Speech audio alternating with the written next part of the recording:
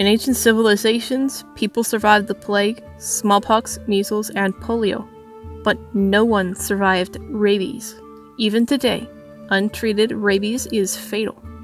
That is why rabies awareness is important to people, pets, and the community. Rabies is a zoonotic disease, meaning it can transfer from animals to humans. Well, rabies is a virus.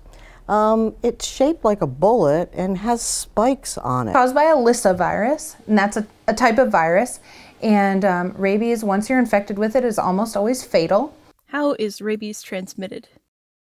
Get rabies if you get bitten by an animal. With very few exceptions. And it is transmitted to other animals or people by an infected animal's saliva, either from a bite or a deep scratch. You can get it through the mucous membranes if you're in a cave where there might be bats and the air might have the rabies virus in it. Could be transmitted through your eyes or your mouth, but the vast majority of cases are through a bite wound. This virus attaches to muscles and nerves, so it'll attract into muscles and then attach to a nerve. Those nerves then send messages and take it to our spinal cord, and as the virus progresses, it moves up the spinal cord. Once we get to the brain, it starts to multiply rapidly. And that's the problem with rabies, because at that point we cannot stop it. So we need to treat early. If it gets to the brain, it's fatal. What are the symptoms of rabies? Well, the rabies virus causes an encephalomyelitis, inflammation of the brain and the whole spinal cord and the nerves throughout the body. So often within a few days they would become disorientated, great changes in their behavior, and then it develops into either a furious or a dumb form, where the animal acts very agitated, might even try and bite at the wound, and would sort of snap at imaginary objects. If you bother it, it would bite you. And then it goes from there to a dumb form, where they just become very, very sedated, might even start seizuring, and then often will die within a matter of days after that, because it paralyzes the respiratory muscles, and they go into a coma and stop breathing. The symptoms of rabies are fever, headache, excessive salivation, where you have a lot of saliva, muscle spasm, difficulty swallowing, mental confusion, problems with sleeping, hallucinations, even paralysis, and death. The symptom of rabies is an interesting term, hydrophobia. The definition of that is fear of water. The reason that this happens is the patient has trouble swallowing. So they become fearful of water, and it has a different taste. They complain about the way that the water tastes. So it's a fear of the water, it's pain with swallowing. So that's where they came up with the swallowing issues with rabies and the term hydrophobia when we talk about rabies. What should you do if bitten or scratched by an animal? Get their saliva in any open wound, even an open pimple. Get their saliva in your eyes, nose, or mouth. Wake up with a bat in your room, or a bat has physically run into your body, or a bat has flown close to your face. Promptly wash the bite wound and any saliva from the animal that is on your skin with lots of warm, soapy water. Use an antiseptic. Then seek medical advice from your physician immediately. Also contact the CDC. They are experts on rabies. If bitten by a stray pet or wild animal, call animal control or the police to capture the animal. Timely treatment is essential in treating rabies. If you don't know if an animal was rabid when it bit you, you should report to an emergency room or your physician immediately. To think that I never know it was actually fatal. I didn't know you can die from it. And what are the treatments for rabies? Timely administration of immunoglobulin shot in or around the wound.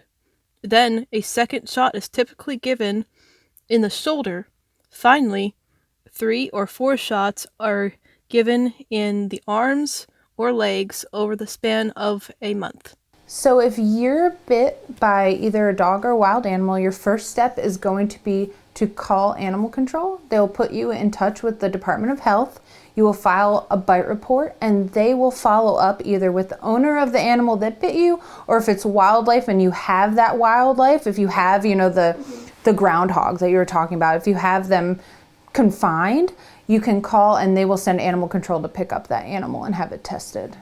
So you absolutely can go to the doctor, but typical protocol, so say you're bit by a dog that has no evidence of rabies vaccine. So say your neighbor's dog bit you and they can't produce a rabies vaccination certificate. What would happen is you would file a bite report, and the owner would be asked to put their dog on a 10-day quarantine. And that can be done in the home in this county. Every county is a little bit different, but in this county, it could be done in the home. They have a specific set of rules that they have to follow to be meeting quarantine requirements. And then what would happen is at the end of those 2 days, someone from the health department calls that person, says, hey, is your dog, you know, healthy, still alive, etc. Sometimes they'll even send an animal control officer or a veterinarian out to double check that.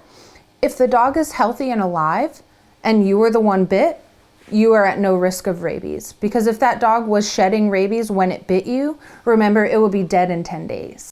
The severity of the bite, although significant initially in treating that, it's not necessarily the size of the bite that matters. Bats are generally 2 pinpricks that look very ambiguous, doesn't look like a big deal, but it is just as severe as the large bite from a fox. So the treatment needs to be immediate. You need to report to the doctor if you have the bat, that's great, but if not, you need to be tested immediately. Now the incubation period though for rabies is very, very variable. It can be anything from a few weeks up to even a year, usually within 6 months or so. But if an animal is showing clinical signs, usually they pass away within about 10 days. And that's why the quarantine period for an animal that has bitten a human is usually about 10 days, once they start showing clinical signs. Who can rabies affect? So I was bit by a dog at my delivering pizzas job twice, and I didn't have to get a shot or anything like that afterwards, but the dogs did have to go through quarantine and they had to get their shots. They had to be up to date on their shots. Fortunately, we've been vaccinated, and that gives you more protection, although if you're actually exposed to a rabid animal that's been confirmed, they still want you to get a booster vaccination. So most grooming offices and dog kennels will require a current rabies vaccine in addition to many other vaccines that they require to protect their staff, to protect the other dogs or cats that might be there, and to also protect the dog, you know, your dog who's coming. They want to make sure they're vaccinated and they don't get sick at their facility. Rabies is deadly and the vaccine is very effective. In the early 1950s, where rabies vaccination was required. And I think pretty much at the same time in Europe as well. Most of the developed world where rabies is a problem has a required rabies vaccination. Now in undeveloped countries in Africa, India, rabies is much more of a problem, and I don't believe they have a requirement for vaccination. Prevent rabies. Keep your distance from stray pets and wildlife, and vaccinate your pets. So that it's required by law to vaccinate all cats, dogs, and ferrets in the state of Maryland by the time they're 4 months old. So if a 4-month-old dog, let's say, is vaccinated, they're required to get a booster shot 1 year later and then every 3 years following that. So anytime your pet gets a rabies vaccine, they're going to receive two things. They're going to receive a rabies tag. So this is a metal tag that goes on your pet's collar. It has the year, the clinic where they were vaccinated at, as well as a unique number that's only on that rabies tag. They also receive a certificate. Some are electronic, but this is an example of a handwritten certificate book where you fill out the owner's information, the pet information, that unique tag number goes on the top, and it also says when they're due for revaccination. So this is what you would need to produce if your pet accidentally bit a person or another pet to prove that they're up to date on their vaccine.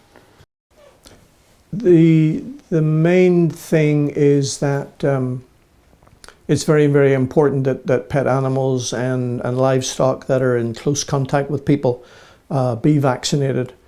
Because that has greatly decreased the numbers of cases. And if there's at least 70% vaccination of pet animals, then it tends to reduce the number of human exposures. One thing that a lot of people aren't aware is that outdoor cats do a lot more hunting and roaming than the average dog. Like a cat outside at night can cover an area 2 or 3 miles, and they're actually more likely to come in contact with wildlife during the night than dogs are. In the wild, most rabies cases are in skunks, raccoons, foxes, and bats. And if the dogs and cats come in contact with those animals, if they're vaccinated and protected, then when they come home, they're not likely to spread it to the people. So, there are between 20 and 40,000 people in the United States treated annually for possible rabies. The cost of that, depending on your insurance, can range anywhere from $280 up to about $10,000 to treat rabies. So prevention is the key.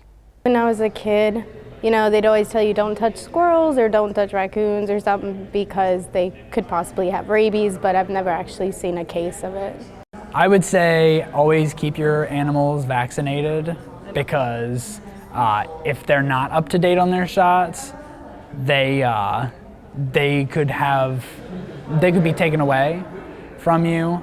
They could be put on quarantine, and if enough incidents happen, they could be put down. We had 5 cats up until a couple months ago when one of our cats went missing, and we haven't been able to find her since, but there was a bit of a rabies scare in our neighborhood, and so people were because our cats are inside and outside cats, people would take other people's cats and go take them away because we didn't have collars on them, and so when there was a rabies scare in our neighborhood, they took our cat.